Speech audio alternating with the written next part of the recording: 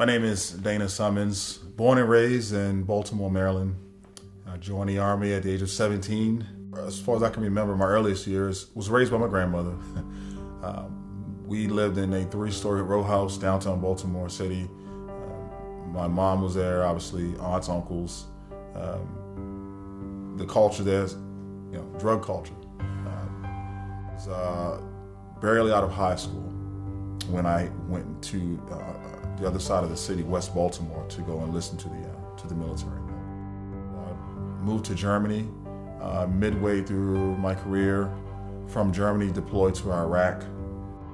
Then my second deployment, we got back to the States. I deployed to Afghanistan. One particular day, one particular mission, I was with an infantry platoon, and also my third squad. I hear this loud explosion, like a boom sound.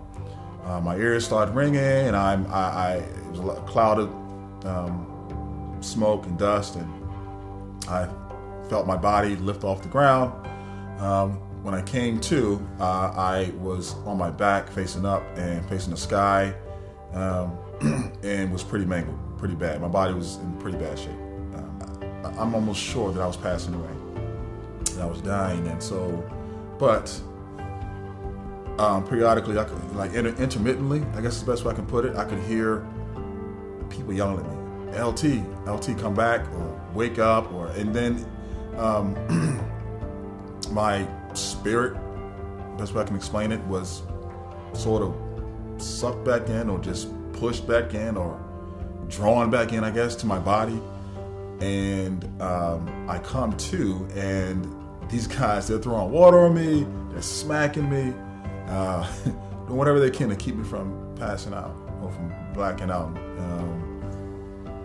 That's when something happened that I never experienced this in my life, but I heard my voice, okay,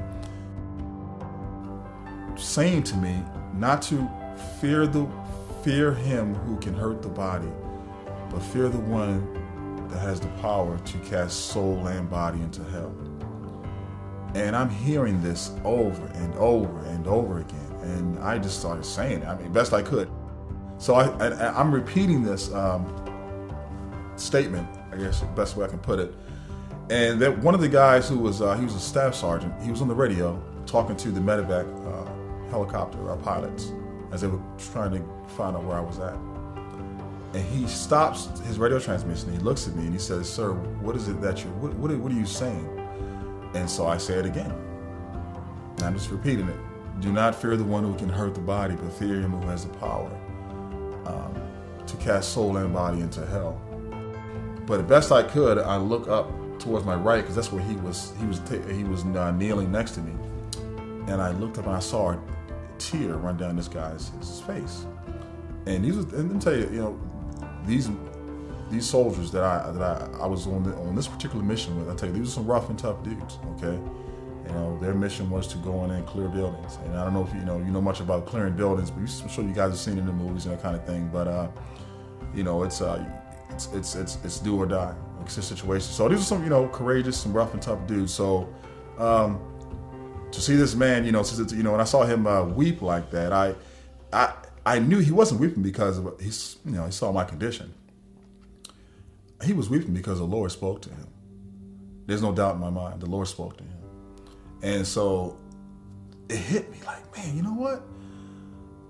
This life on this earth is really not about me. It's about Jesus. Regardless of what happens to this body, Jesus has to get the glory. And I felt like that was my mission. Not so much, we were doing some great things for the military and for the Afghani civilians, and this, pushing bad guys out and bringing the locals back in and giving them back their land. But no, I think it was more or less I'm sure that God had me there for that moment, in that time, for that person.